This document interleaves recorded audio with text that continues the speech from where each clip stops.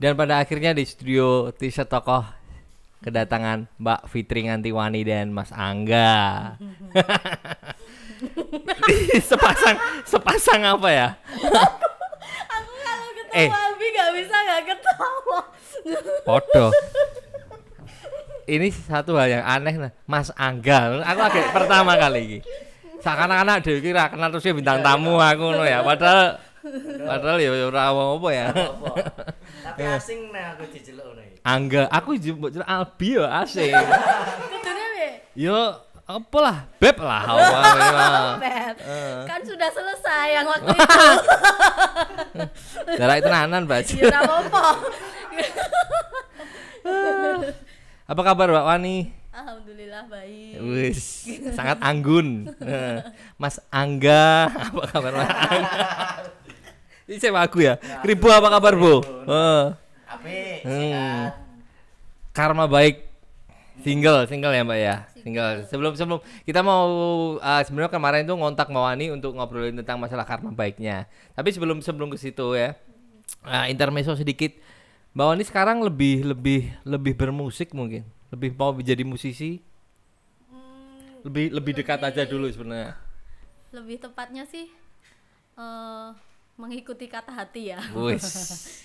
Jadi kayak maksudnya kan keseharian saya ini kan selalu keseharian dalam berkarya, dalam mempertahankan produktivitas ini kan selalu lekat dengan yang namanya olah rasa. Nah, olah rasa ini kalau misalnya gambarannya itu kalau kita sudah bisa benar-benar masuk ke dalamnya, menyatu dengan olah rasa itu sendiri, maka dia akan mengalir dengan sendirinya gitu loh. Jadi lama-lama ya itu tadi yang sama dengan saya bilang mengikuti kata hati itu sebenarnya kata hati di sini kata hati dari olah rasanya gitu loh. Yes. Jadi kayaknya ini larinya bukan lari, maksudnya ini jalannya harus ke sini dulu, harus lewat sini dulu, kayak gitu. Jadi bisa dikatakan musiknya hanya media. Nah, tetap yang menjadi fokus utamanya itu puisi yang dikemas dalam bentuk berbeda, seperti itu. Karena kan basicnya Karma Baik ini liriknya dari puisi. Nah, ini jaraknya juga nggak terlalu jauh dari buku Mbak Wani yang kemarin ya, Mbak ya? Buku yang baru. Yang pada akhirnya di PDF-in itu loh. Yang Jangan Mati Sebelum Guna, iya. Nggak terlalu jauh juga ya jaraknya. Tapi ini rencananya si Karma Baik ini hanya single atau sudah ada kemasan dalam bentuk albumnya? Mungkin ada beberapa materi-materi yang sudah disiapkan. Ini maksudnya single ya, Bang ya?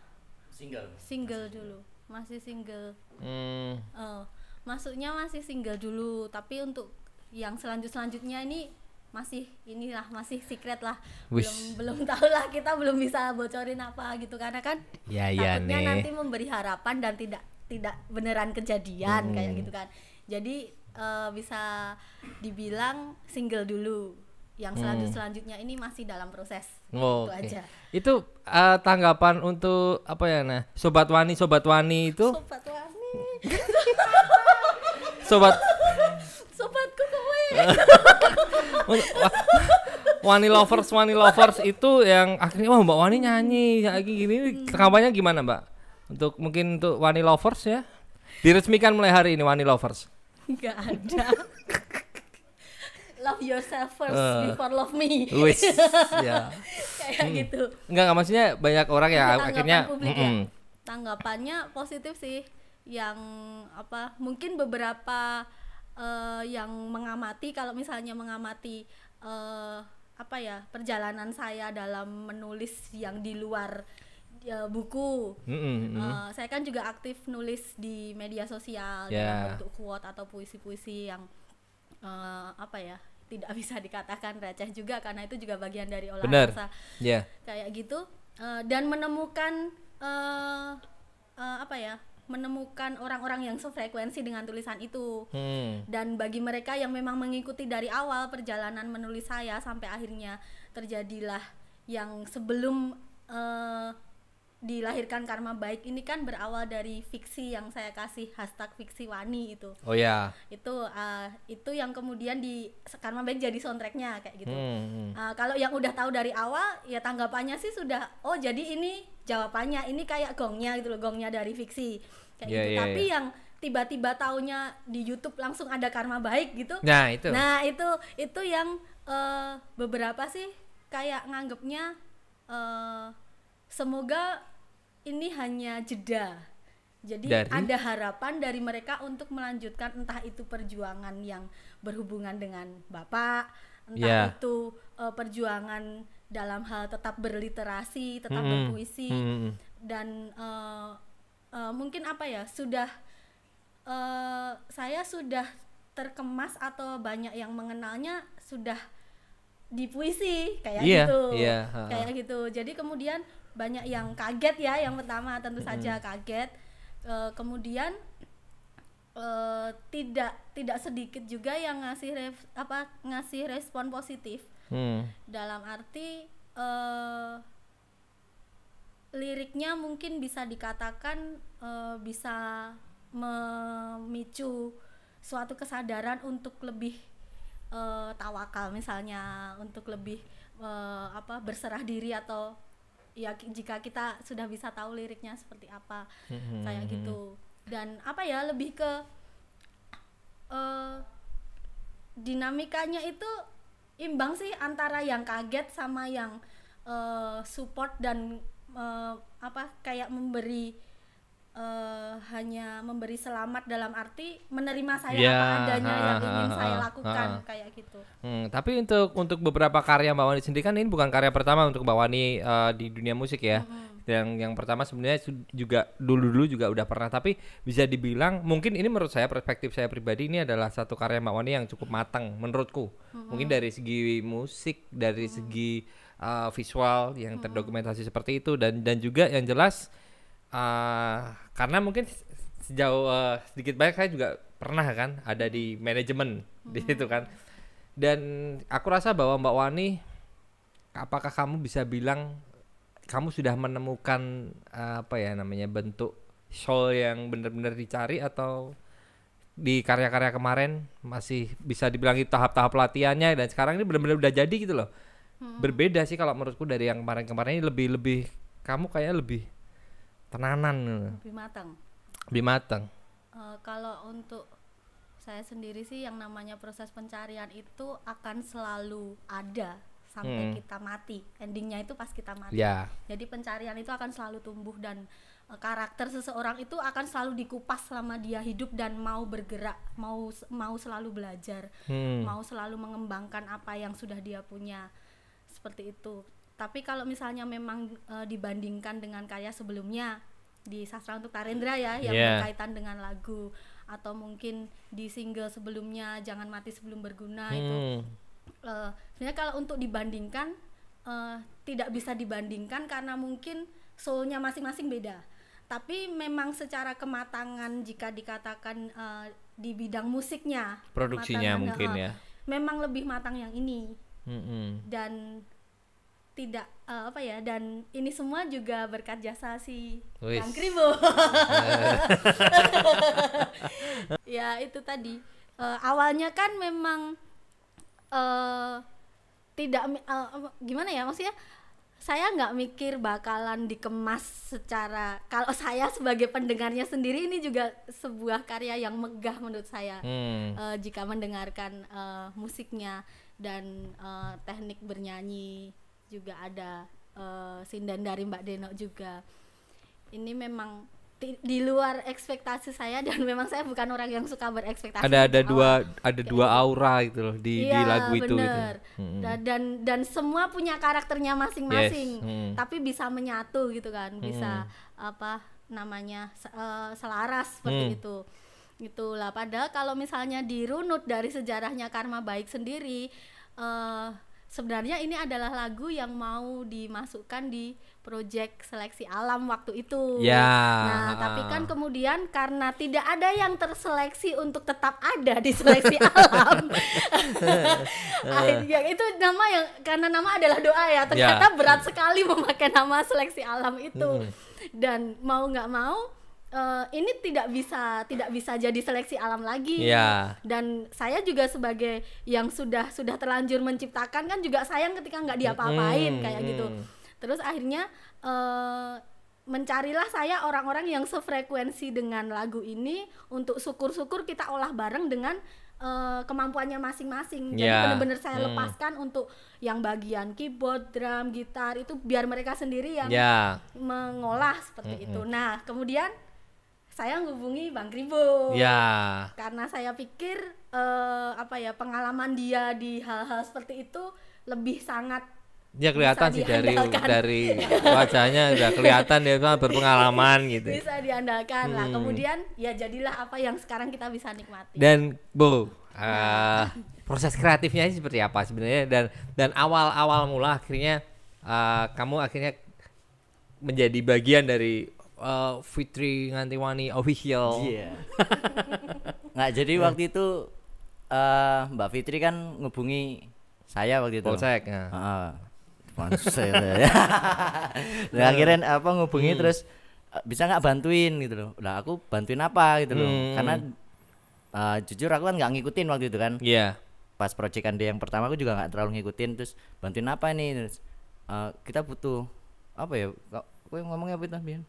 Ya butuh urun rembuk. Oh ya, apapun yang dia bisa membantu di sini. Nah terus akhirnya saya bilang, udah nggak apa-apa deh, saya bantuin. Tapi kirim materinya ya.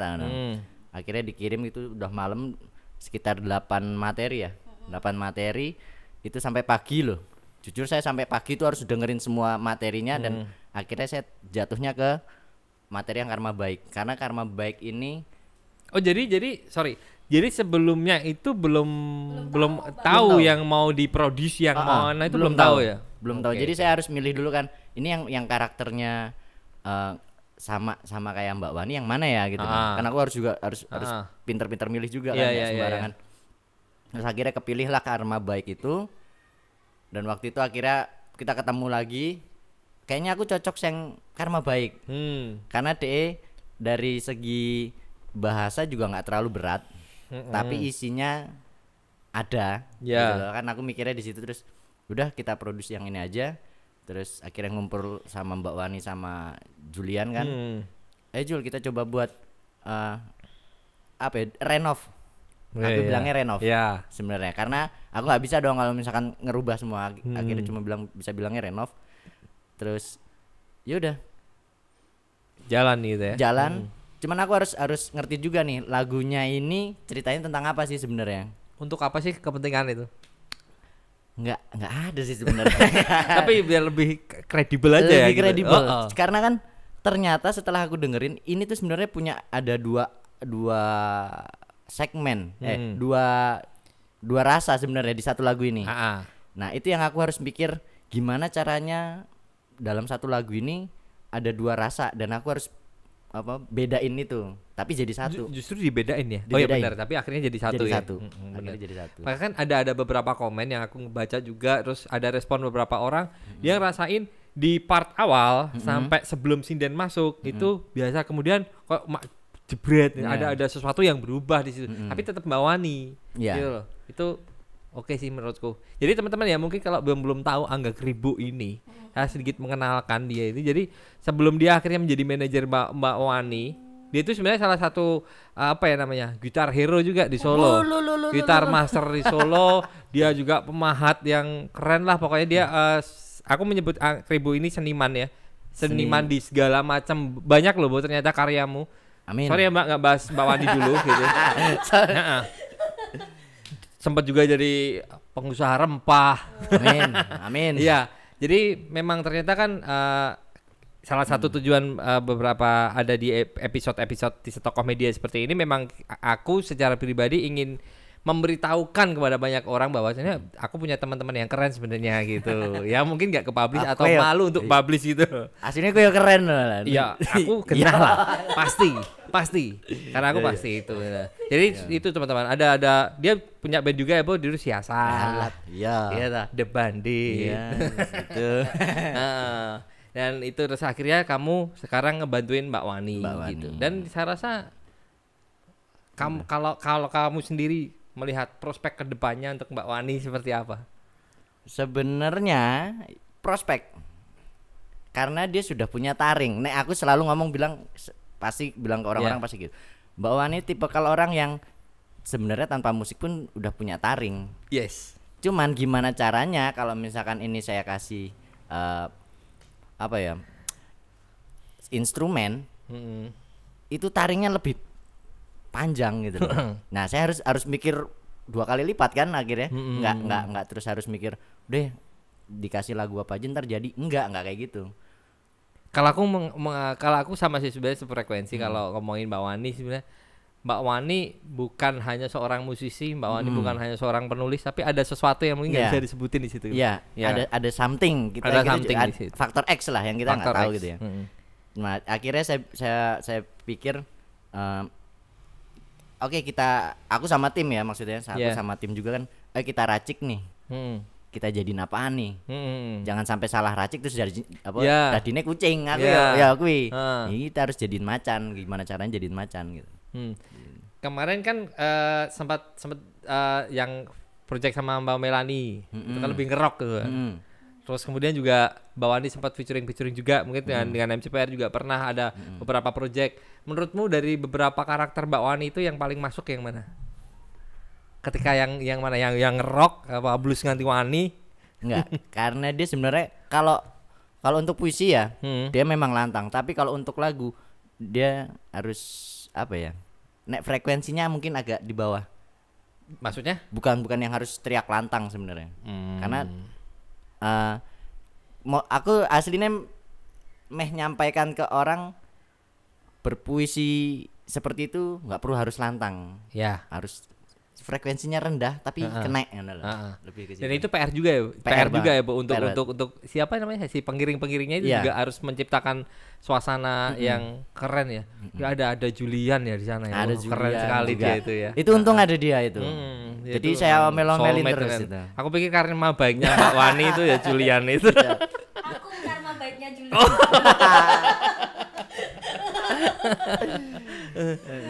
Mbak Wani, balik lagi ke Mbak Wani mungkin ya Mbak ya. Tadi kan belum sempat diceritain sebenarnya karma baik tuh yang seperti apa sih Mbak. Terus sampai akhirnya banyak yang sefrekuensi itu karena apa sih gitu? Iya karena yang paling sederhana karma baik itu seperti apa? Contohnya? Yang paling sederhana mungkin dari kisah pribadi aja ya dulu. Yang mungkin semua orang tahu di ranah ini YouTube-nya Tisa Tokoh Media. Salah satunya adalah apa yang pernah dilakukan bapak saya di masa lalu menjadikan saya secara sejarah, secara olah laku, secara perjalanan bertemu dengan Adit Tisa Tokoh. Yang mana kemudian terjadilah kerjasama dan persaudaraan mungkin bisa dikatakan seperti itu yang menjadikan saya masih bisa terus produktif sampai sekarang. Itu contoh yang paling gampang. Yang paling gampang karma baik itu seperti itu. Jadi mungkin tidak bisa dituai dalam waktu yang saat itu juga. Tapi akan bisa terjadi. Dan bagi yang percaya itu pasti akan terjadi suatu saat ketika kamu pernah melakukan suatu kebaikan, pasti akan ada balasan yang setimpal. Meskipun bukan bapak saya yang menerima. Tapi ternyata anaknya menerima dan anaknya ditemukan dengan orang yang selalu tidak ingin melupakan perjuangan bapak ini sendiri. Seperti itu. Contohnya itu aja. Kalau contoh yang lain nanti curhat. Terus pada akhirnya banyak ya Mbak ya yang sefrekuensi. Pasti DM luar biasa itu ya. Alhamdulillah.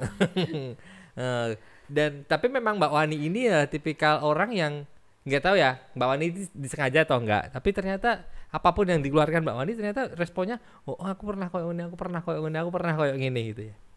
Iya mungkin itu faktor followernya banyak juga. Iya. Enggak, maksudnya kan jadi yang respon jadi banyak kan. Jadi enggak enggak cuma 1-2 orang atau orang terdekat, karena mungkin bisa sampai ke banyak orang juga intinya gitu loh. Jadi lebih luas lah mungkin cakupannya, karena mungkin ada fasilitas media sosial itu sendiri seperti itu. Mbak, di luar Karma Baik, kita flashback kemarin ke Jangan Mati Sebelum Berguna. Pada akhirnya itu fisiknya belum rilis ya Mbak ya? Sampai video ini ditayangin mungkin? Buku? Ya. Belum rilis ya? Belum. Karena pandemi nih? Pandemi. Sebenarnya gimana sih Mbak kalau sampai akhirnya, tapi PDF-nya akhirnya dirilis? Ada. Jadi mirip sama Panji tadi, diterbitkannya sebenarnya di perjanjian itu secara PDF dan secara fisik. Nah, cuma kan karena yang pertama faktor pandemi, tapi kemarin sempat ada yang jual fisiknya di Twitter kan. Dan saya curiga itu asli apa palsu. Kemudian saya tanya, katanya orangnya ikut pre-order di limited edition waktu plus tanda tangan itu kan memang dicetak terbatas. Itulah. Terus saya sempat tanya ke penerbit lagi, jadi ini kelanjutannya gimana gitu. Katanya memang nunggu permintaan dari toko buku yang dititipin sisanya itu ternyata ada dari sisa pre-order itu. Oke. Gitu. Dan selain itu juga nunggu pandemi reda lah. Saya mungkin juga tahu diri, saya juga pendatang baru di industri buku. Jadi mungkin belum butuh effort yang lebih lagi untuk bisa ditambah banyak jumlahnya. Kayak. Balik ke single yang baru ini kan, tadi kan sebenarnya ini kan berarti ini materi lama. Nggak lama-lama banget sih. Maksudnya ini materi 2019. Iya, maksudnya ini materinya Seleksi Alam. Nggak juga. Ini materi Mbak Wani. Materiku kemudian akhirnya kebentuk Seleksi Alam. Tapi Seleksi Alam sudah ada beberapa lagu kan. Dan untuk melanjutkan proyek berikutnya sebenarnya seperti itu loh, mau masuk lagu baru ini. Tapi kemudian akhirnya semua tidak terseleksi itu tadi. Jadi ya sudah. Oke. Dan Kribo, untuk materi-materi baru Mbak Wani kan mungkin kan kamu yang memilih akhirnya Karma Baik gitu kan, Karma Baik. Tapi untuk bocorannya sebenarnya untuk beberapa materi juga setipikal-tipikal itu atau mungkin bermacam rupa gitu? Bermacam-macam ya? Bermacam. Itu pasti ada polesan-polesan kamunya ya, pada akhirnya kamu juga ikut masuk ke materinya gitu? Enggak sebenarnya. Oh enggak? Enggak. Aku malah enggak mau. Sama sekali. Enggak mau. Aku enggak mau masuk sing udah ini tak pasrahin sama kalian. Aku cuman ngebantu gimana sih caranya bikin puisi ini itu lebih kena buat yang denger. Dan itu iso diinget-inget. Yes, sebenarnya itu. Dan pada akhirnya ketika kita ngomongin tentang Mbak Wani, dengan aku bilang followernya udah banyak, dan Mbak Wani mau nggak mau dia adalah salah satu dari bagian industri. Iya nggak? Betul. Menurutmu seperti apa Bu? Apa yang ingin kamu bentuk dari Fitri Nganti Wani ini? Secara kamu mau arahkan kemana sih sebenarnya? Kalau mungkin secara kacamata kamu sebagai produsernya gitu. Sebenarnya lebih ke puisinya sebenarnya. Cuman lebih ke musikalisasi mungkin ya. Ya. Dengan mungkin besoknya jauh sama yang sekarang gitu loh. Karena memang aku udah punya planning yang udah banyak nih sebenarnya. Cuman aku tetap geret Mbak Wani tetap ke arah puisi, terus yang nggak perlu harus lantang di situ sebenarnya. Ya. Kan genrenya juga beda. Ya. Kita bikin genre sendiri. Iya no. Bikin genre sendiri. Namanya apa sih Bang? Poetic ambient ya. Wis. Katanya Julian. Kata Julian apa? Kata Julian poetic ambient. Poetic ambient. Wah. Jelas nggak Pak? Ribet ana. Coba. Jadi sebenarnya kemarin itu lucu sebenarnya. Kita ini genrenya apa toh sini? Apa ya? Eksperimental ya bukan.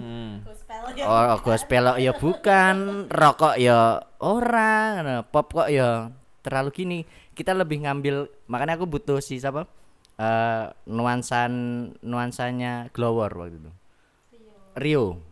Sebagai? Itu scene. Karena memang aku membutuhkan ambien itu buat media apa ya, biar isi dari puisinya itu nyampe itu pakainya ambien aku. Bukan instrumen lainnya tapi ambien. Tapi kan awam itu. Orang-orang awam. orang masih masih susah bingung ya. kan nangkepnya. Ya. Itu aku ngebayangin kalau itu nggak divisualin mungkin orang bingung loh. Iya, Ya nggak? itu sulit banget makanya. Dan oke, tadi genrenya Poetic ambient. poetic ambient. Jadi saya teman-teman dicatat ya. Dicatat ya. Kalau mau artinya DM Julian Nah, Rinaldi. Julian karena Julian yang lebih mengerti Ya, gitu. itu. Ya, Mungkin ya, aneh lah istilahnya. aneh. Nah, konsep video klipnya.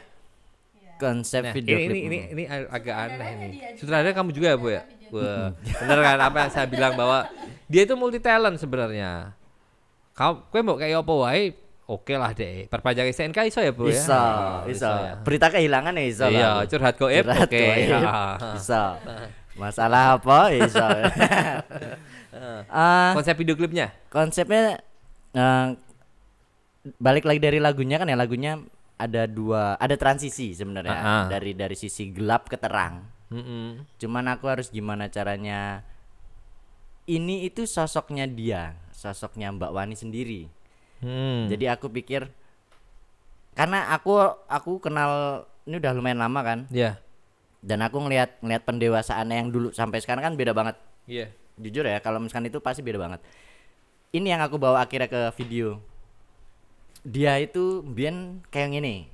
Dan ketika akhirnya ketemu proses, dan dia akhirnya harus berubah kan, sama kayak Trate itu kan sebenarnya. Makanya kenapa aku pakai artworknya yang Trate itu sebenarnya. Iya. Ya itu tak sebenarnya simple. Jadi perubahan antara ini tuh karma baiknya DE, karma baik Wani. Dan kayak apa ya? Semua kan proses dan anugerahnya saka sing kuwasa iki. Yes. Ya, ini ngomongin video klip ya. Iya. Makanya kenapa aku harus pakai air, kenapa akhirnya ada perubahan apa kain berwarnanya kan. Itu kamu pikirin sedetail itu ya, Bu ya? Pikirin, tapi nek warna Mbak Wani, nah aku kan nggak patio ini. Cuman filosofinya aku yang ngertiin. Nah, terus itu ada airnya itu munculnya di tengah-tengah gitu. Di tengah-tengah. Sebelum transisi akhirnya menjadi siang terang itu. Iya. Untuk memasukkan konsep sinden. Waktu itu jadi ceritanya lucu nah itu ya malahan. Ini pertama kali materi ini ada itu lawaran ya, hampir semua tuh digeber.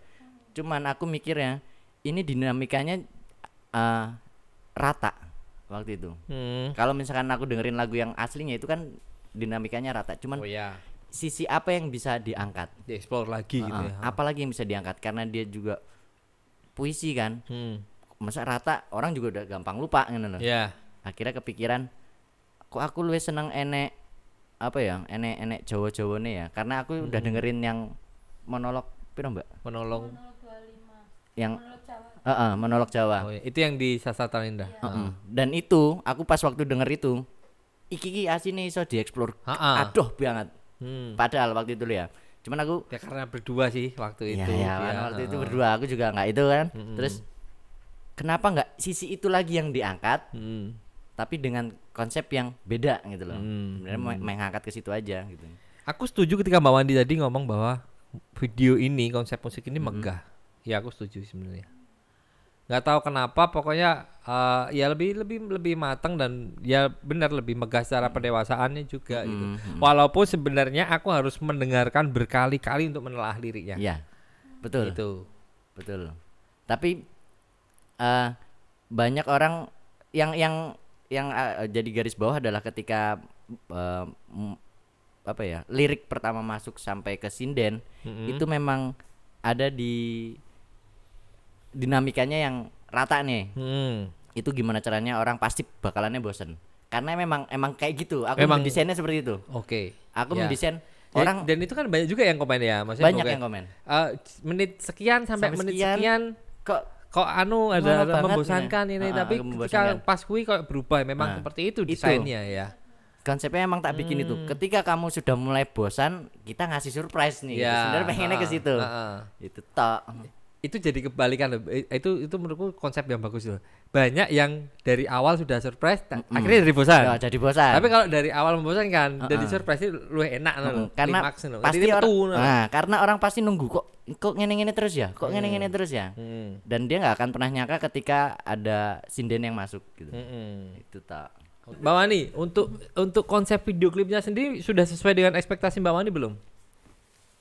Sudah sih. Gak pengen yang lebih lagi mungkin? Enggak. Itu udah cukup ya?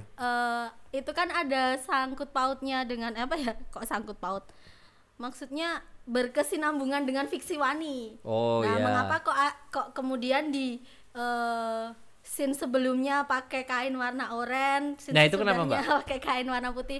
Kalau di fiksi Wani itu kan ceritanya menceritakan karakter seorang perempuan yang saya kasih nama Anas.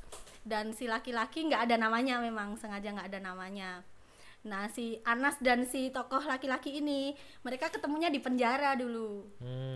Di dalam penjara gitu loh, maksudnya yang satu tahanan narkoba, yang satu karena membunuh bapaknya, karena ada konflik internal lah yang menjadikan ibunya bunuh diri, lalu si Anas ini membunuh bapaknya demi untuk menganggap bahwa untuk membalaskan apa yang selama ini ibunya alami kayak gitu. Nah, dari situ mereka ketemu di penjara, lalu saling bertukar pikiran, bertukar tulisan hingga akhirnya jatuh cinta. Nah, dari situ akhirnya mikir kan kemarin itu konsepnya apa ya yang masih nyambung dengan fiksi Wani, meskipun ini sebenarnya udah terlepas dengan fiksi Wani, video klipnya dan lagunya. Akhirnya tetap pakailah warna oranye sebagai simbol seragam narapidana Indonesia kan, warnanya oranye. Nah, dan itu secara make upnya pun juga masih yang kucel, masih yang ya itu menggambarkan. Make up napi ya? Enggak juga, enggak make upan, napi itu enggak make upan. Maksudnya apa ya, di konsepnya itu masih di masa menderita lah. Di masa dia benar-benar hidupnya sangat prihatin kayak gitu. Lalu berbalaslah ketika bertemu di tengah jalan, saling jatuh cinta, saling menemukan satu sama lain, berubah menjadi putih karena sudah menemukan yang mungkin orang sebut itu inner peace, seperti kayak gitu. Itu jadi sangkut pautnya warna itu, oranye itu menggambarkan narapidana sebenarnya kayak gitu. Mbak Wani, secara singkat mungkin banyak orang yang aku secara pribadi, ini pertanyaan pribadi Mbak Wani, olah rasa itu yang seperti apa sih Mbak sebenarnya? Kalau orang awam mendengar kata ini adalah sebuah bentuk olah rasaku, olah rasa itu yang seperti apa? Bisa dijelaskan nggak sih Mbak sebenarnya itu? Sebenarnya tidak bisa dijelaskan karena yang bermain rasanya, dan itu tidak bisa dideskripsikan dengan kata-kata sebenarnya. Kalau sebenarnya aku pengen olah rasai. Ada sih yang kayak gitu juga, yang sampai ngomong karena kan sudah tahu metode saya dalam berkarya harus olah rasa, entah itu dengan model yang fiktif atau orang beneran kayak gitu. Nah, ternyata nggak gampang juga nemuin orang yang sefrekuensi dalam olah rasa saya, karena ternyata olah rasa orang-orang juga beda-beda, pegiat seni olah rasanya beda-beda gitu. Tapi yo kalau misalnya dideskripsikan itu kayak yang benar-benar membebaskan perasaan kita tanpa mempenjarakan atau membohongi diri sendiri ketika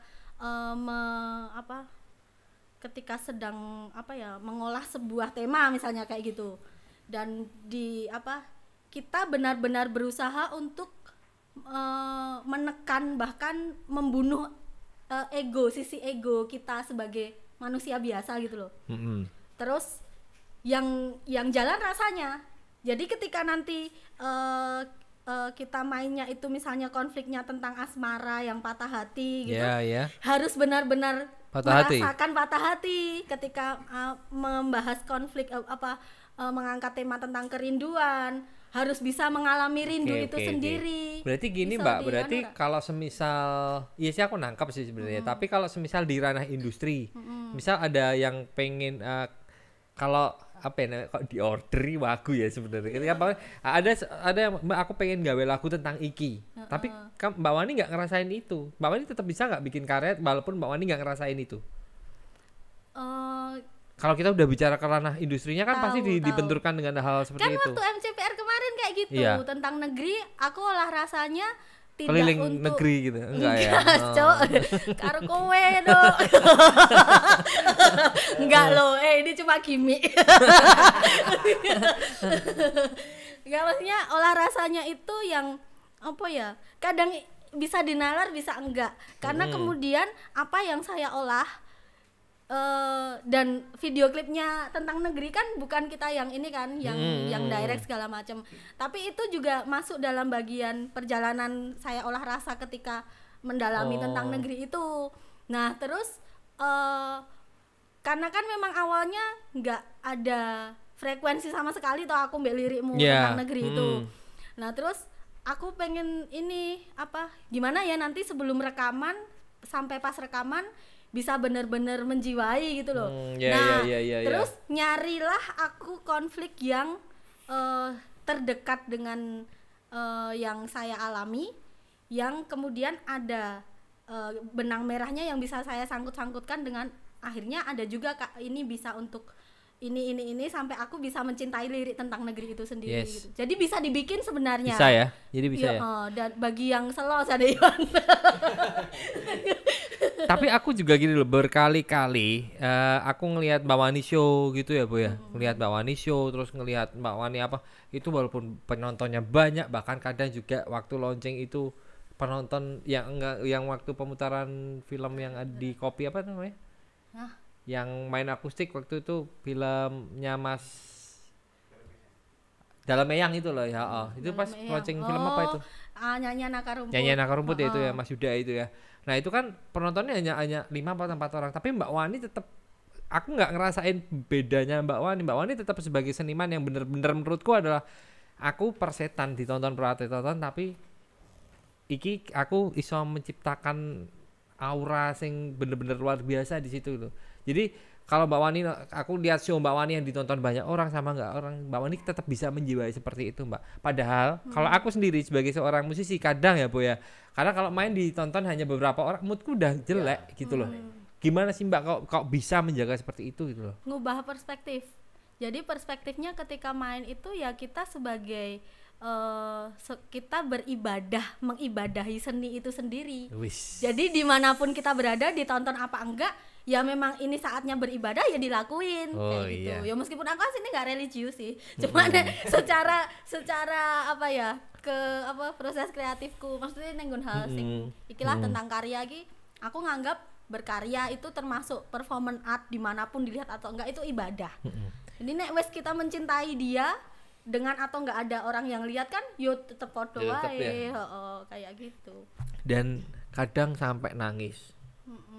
Ini gimmick lah Mbak. Enggak ya, ini bener-bener nangis ya Mbak. Ya, sikil murah pas dibitak Julian. Biasanya kan kalau sikilnya dibitak terus nangis.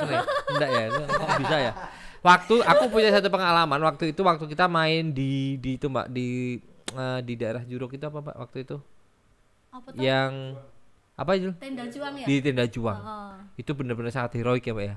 Itu benar-benar sangat, aku magis terus gitu terang kan, ya itu magis, benar-benar magis. Dan apa ya namanya, aku ngelihat Mbak Wani benar-benar di situ, itu udah bukan pertunjukan musik. Itu bukan pertunjukan kesenian yang sengaja dipertontonkan, tapi itu ya bener semacam ritual gitu Mbak. Enggak, bukan ritual. Apa ya? Ada berapa orang yang akhirnya jadi tertarik untuk ikut akhirnya jadi menari mendadak itu loh. Iya. Jadi kayak apa ya, aku nonton kayak kesurupan. Bukan. Itu yang kita sebut sebagai keselarasan frekuensi. Nah, frekuensi itu tidak mengenal hal-hal yang berbau berbau kelihatan gitu loh. Maksudnya umur, jenis kelamin, nama atau sudah kenal atau belum, terus pekerjaan apa, itu yang cara paling gampang ya.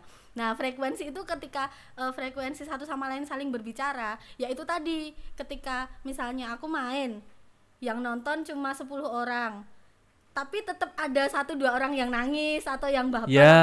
Frekuensinya ada di situ, berarti dia nyangkut sama yang aku bawain. Lah di Tenda Juang kemarin ya karena memang mungkin sedang ada konflik itu juga. Dan semua penontonnya kan juga datang ke situ karena tahu dulu. Dan kemudian delalai yang aku bawain juga bisa ngena gitu loh. Iya, jadi semacam kayak booster ya, malah mereka semakin keangkat. Iya, gitu. Kayak gitu. Itu juga ada pengaruh di musiknya Julian juga. Jadi frekuensinya di musik Julian. Musik itu juga. Nanti kita datangin Julian di edisi kapan ya mungkin ya. Enggak tahu, kita mau ngebahas tokol gitar mungkin ya. Iya, kayak gitu. Dan Bu, seperti yang aku sempat omongin tadi ya, mungkin ke Mbak Wani dengan performnya Mbak Wani yang seperti itu, kemudian dengan Mbak Wani bukan hanya seorang musisi, bukan hanya sekedar seniman, tapi yang kita sepakati ada faktor X dari Mbak faktor Wani. X. Itu tadi yang mungkin kita juga nggak bisa mendeskripsikan Mbak Wani sampai sekarang. Apa yang ingin kamu boost lagi gitu untuk dari segi karyanya Mbak Wani gitu. Karena kan sekarang mau nggak mau kamu punya tanggung jawab di situ juga gitu. Ya memang nggak ya, kalau saya sebelum sama Mbak Wani dulu sama Merah ternyata lebih berat sama Mbak Wani karena tanggung jawab ya berat nih. Iya. Enggak, ternyata tanggung jawabnya lebih 2 kali lipat. Iya Bu ya, aku juga ngerasain. Ngerasa tuh ya? Ngerasa. Ya. Kalau yang belum tahu, ini mantan manajer saya. Ini manajer saya yang baru. Dia sedang testimoni gimana rasanya berat banget nyerateni saya. Bagi yang belum tahu. Enggak, tapi Merah Bercerita itu kan band ya, band. Bu. Ya, udah jelas itu band gitu loh. Ya karena kalau Merah Bercerita kan ya saya kupas sedikit ya. Itu kan memang dia berangkatnya bukan dari puisi sebenarnya. Ya. Walaupun yang di album pertama mungkin dari puisi Bapak Wiji Tukul ya. Cuman dikemasnya karena mereka itu udah punya musikalitas yang udah jadi. Jadi aku nggak terlalu repot-repot banget kan. Iya. Nah, tapi kalau berarti musikalitasnya Mbak Wani belum jadi? Bukan, karena memang basicnya dia kan memang belum ke arah situ, belum ke ranah situ gitu kan. Terus gimana caranya aku harus ngegeret ke arah situ tapi yang pas. Nah, yang susahnya adalah ketemu yang pasnya gitu. Tanpa meninggalkan si Fitri Ngantiwani ya sebagai tanpa ngilangin. Nah, itu. Kamu punya treatment apa, Bu? Treatmentnya banyak banget itu. Tapi belum ya. Kayak contohnya kemarin rekaman ini masih nesul tenan. Jadi emang aku sistemnya kenali dirimu sendiri lagi kowe iki iso dadi awakmu. Iya toh? Kowe iki ameh kayak kamu itu mau bikin karya yang kayak gimana sih sebenarnya. Tapi kalau kamu sendiri aja belum tahu potensi dirimu sendiri ya percuma susah gitu. Juga. Susah juga gitu kan. Jadi akhirnya kemarin aku prank cara rekamannya. Jadi ada treatment sendiri, ada treatment yang wis Mbak kamu masuk wae. Apa langsung tag deh kan gitu kan. Enggak wes mlebu wae dan itu dia harus karaoke. Dia harus karaoke dulu berapa lagu orang lain karaokean sampai dia merasa nyaman untuk nyanyi. Kan buat secara teknik mungkin buat pita suaranya juga kan. Cuman secara paham ya paham ya guru ya. Iya. Cuman dari segi mentalnya biar dia nyaman dulu untuk nyanyi kan. Yang jero mbok kayak singo, aduh. Enggak jadinya wes kowe nyanyi sih kita karaokean. Wah, wes mulai nyaman deng kita mulai. Harus nyanyi, mau enggak mau harus nyanyi. Lagune wong meneh. Jebul karaoke meneh. Ya ke situ tak sebenarnya. Terus ada treatment yang lain. Aku sistemnya adalah bukan ngeprank sebenarnya. Jadi kayak kalau Julian masih aku direct sebenarnya. Cuman secara teknik atau cara permainannya oke lah ya. Aku Julian. Ya. Terus kayak Rio atau kayak Vian di drummernya itu nggak aku direct sama sekali. Udah lagunya untuk kayak gini. playernya berarti ini sudah jadi playernya Mbak Wani sekarang. Apakah hanya session player sementara? Karena yang diangkatnya kan sebenarnya Mbak Waninya ini kan. Sebenarnya di situ. Jadi bukan ke arah yang tapi Julian tetap kan? Tapi Julian tetap. Karena Julian itu ya itu. Iya itu. Nah. Ya. Pesan apa sih yang pengen disampaikan Mbak Wani dulu mungkin untuk Karma Baik itu sendiri yang mungkin baru saja launching kan? Apa Mbak yang pengen disampaikan atau berhubungan dengan Karma Baik gitu? Pesan secara umumnya ya jangan pernah apa ya intinya, semenderita-menderitanya hidupmu. Oh iya, balik Mbak Kiki mungkin kena eneng aku ya. Terus semenderita-menderitanya hidupmu jangan menjadikanmu tidak punya harapan untuk melangkah ke depan, karena segala sesuatu yang terjadi itu sementara. Yes. Tapi berkaitan dengan harapan itu sendiri, juga jadilah manusia yang pandai-pandai memanajemen harapan. Jadi tidak apa ya, harus bisa belajar dan ahli dalam tidak terlalu berharap, tapi juga tidak skeptis terhadap harapan. Intinya kayak gitulah. Siap. Itu aja. Kalau Kribo, mungkin apa yang ingin kamu sampaikan untuk penikmat karyanya Mbak Wani gitu? Harapannya yang apa ya? Semoga terus ditonton wae ngono lho. Simpel wae nek aku. Semoga terus ditonton. Semoga harus ditonton aja. Dan untuk setelah ini mungkin karya-karya Mbak Wani yang baru. Iya, karena pastinya banyak. Dijamin nggak terlalu lama kan ini jaraknya dengan karya-karya barunya nanti? Ini udah siap-siap lagi soalnya, udah mulai siap-siap lagi. Jadi emang aku bikin, ayo kita harus produktif terus. Yes. Harus produktif. Genjot terus. Yap. Di situ nanti kisi-kisinya kita pasti beda-beda. Lebih berwarna, tapi berwarna. tetap Mbak Wani. Tetap Mbak Wani. Terima kasih banyak Mbak Fitri Ngantiwani, terima kasih banyak. Angga Kribo. Ya. Sukses terus dan sukses juga untuk Karma Baik. Amin. Tetap harus ditonton terus Karma Baik dan karya-karya Mbak Wani yang kemarin dan juga yang karya-karya Mbak Wani yang baru nanti ya. Ya. Terima kasih banyak, panjang umur untuk semua hal-hal baik.